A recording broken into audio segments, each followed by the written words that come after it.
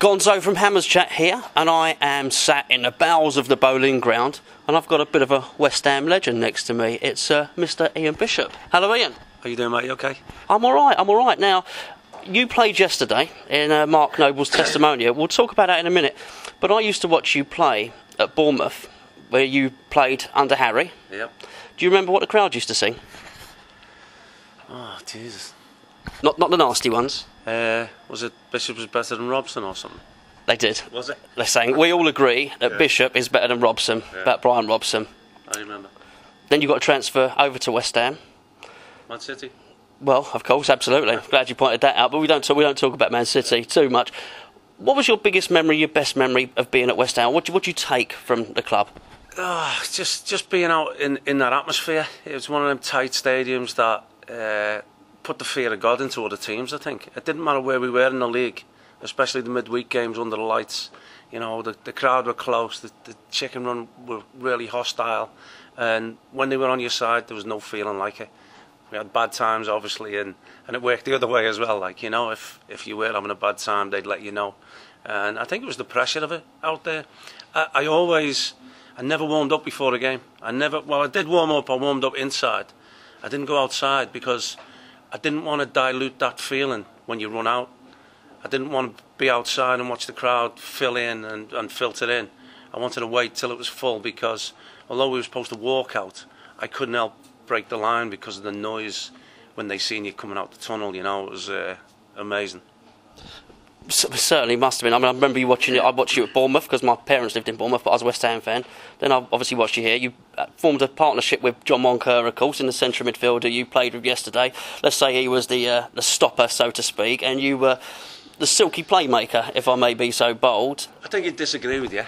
He probably would. He'd probably crunch me with a tackle, to be perfectly honest with you. Yeah. If you were to compare yourself to any player now, who would it be? I just think any sort of holding midfield player. I wasn't supposed to be a holding midfield player, but when you play in an old style 4-4-2 like we did, with two wingers and went at people, it was always one of the central midfield players' responsibility to watch who was breaking forward. It was like a Martin Allen or you know, Monks as such, that got further forward than I did or had that desire to break into the box, and I was always the one looking, okay, if they go then I've got to sit. But when anybody now plays a 4-2-3-1, I think I could sit in that one of them holding roles and just pass the ball about. Yeah, I think you're doing yourself a slight disservice, to be honest with you, because you're one of the best passers I ever saw.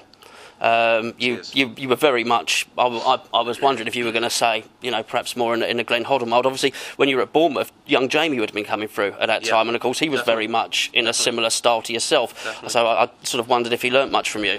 Well, I don't know if it was his debut or not, but I remember him coming to Upton Park when he was 16, and I actually scored against Bournemouth that day. We beat them 4-1, and I was talking to him throughout the game. I was telling him when to go. I was saying, look, if you go now, I'll let you go, you know, and things like that, because I remember him being a kid and training with us sometimes and having that passing ability. It's funny you should talk, because Glenn Hoddle was one of my heroes, so you do try and mould yourself. Nobody's going to be Glenn Hoddle, and I was very fortunate to play alongside one of my other heroes, who was Liam Brady, you know, but he was obviously that magic wand with his left foot. I was a two-footed player, and I actually got his shirt at the end of the season. He didn't know why I was getting his shirt, and I couldn't tell him, because obviously when you're training with somebody and playing with them, going and having a pint with somebody, you don't say, oh, you're my hero, you know. But for me, deep down inside, watching him as growing up and then to get to play alongside him was amazing.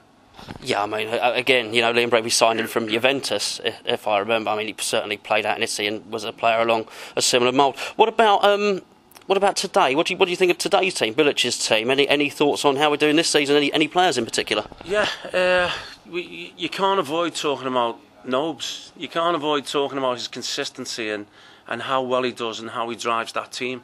You can't help talking about why he isn't selected for England either, can you? Because it baffles me a little bit, and you know, such a privilege to be there.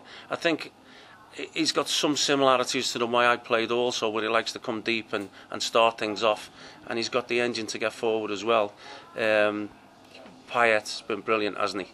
He's that little bit extra special that, you know, you've got your workhorses in there that feed him and want to find him all the time, want to give him the ball. The thing I remember Alvin Martin used to say to me sometimes is, stop coming and getting yourself in trouble by wanting the ball in dangerous areas and stuff. He does it a little bit further forward, but I'd like to think that I was similar. I was never shy and always wanted the ball. I wanted the second pass to be mine, you know. I'll give it to you, then I'll look again, and then I want to create something. But I think with him, they give it to him and let him get on with it, you know. Yeah, I mean, again, if I may, as somebody that watched you, I thought you moved into space fantastically. I thought you, and funny enough, we saw it yesterday. I mean, Gio's going to have a chat with you about yesterday in a second, but I still thought, you know, that was still there. I was watching, you know, as a little, you know, watching some of the former players yesterday, and just watching, you know, some of the old magic's still there. And I actually did say to Gio earlier that I really did think that you still had the ability to move into space. So just finally, do you think that West Ham could possibly finish fourth this season? I talked about it the other day on TalkSport. You know, it may even be at the expense of Man City, mightn't it? I'd like to think it's not. I want them to get in there. Let's hope one of the other two fall out instead of City. But, you know, it is weird to think that all the years that we've been here, this could be the first season, next season of Champions League football, and Upton Park's not going to see it. You know, it's a little bit sad, isn't it? But I've got a feeling that, you know, strong next couple of games, they could be pushing for it. Yeah, I mean, yeah, it's. I'm still struggling to get my head around it, to be fair, what's happened to West Ham this season, but you're an absolute gent. Thank you very much. It's been an honour. Pleasure. Thank you. Pleasure. Cheers.